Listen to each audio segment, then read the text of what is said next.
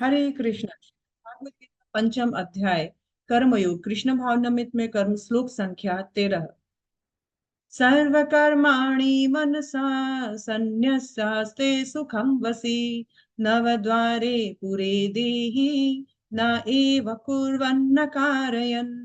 जब देहधारी जीवात्मा अपनी प्रकृति को वश में करता है और मन से समस्त कर्मों का परित्याग कर लेता है, तब वह 9 द्वारों वाले नगर यानी भौतिक शरीर में बिना कुछ किए कराए सुख पूर्वक रहता है।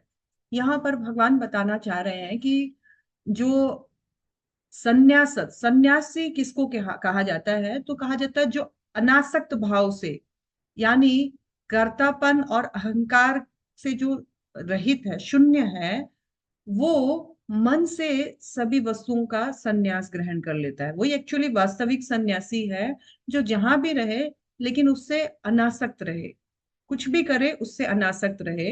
ऐसा कब संभव होता है? तो बोलते हैं जब कोई ये जान लेता है कि आत्मा क्या है, परमात्मा क्या है, और जीव आत्मा आत्मा के बीच में क्या डिफरेंस है, जीवात्मा परमात्मा के बीच में वो जानता है कि ये शरीर और आत्मा दोनों अलग अलग है। इस प्रकार से जब जान जाता है, तो वह जानता है कि एक्चुअली मैं कुछ नहीं कर रहा, ना ही मैं किसी से कुछ करवा रहा हूं।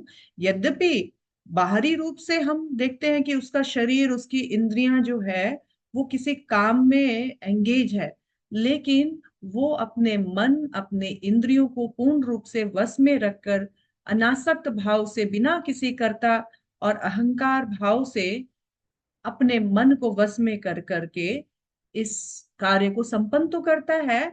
और इस तरह से वह 9 द्वार वाले इस देह में, यानी 9 द्वार मतलब इस शरीर में 9 द्वार है, 9 होल्स है।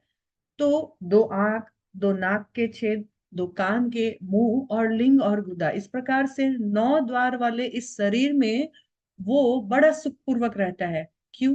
क्योंकि वो इस शरीर में होने वाली कोई भी भौतिक प्रक्रिया से विचलित नहीं होता है। हरे कृष्णा। श्रील प्रभुपाद की जय।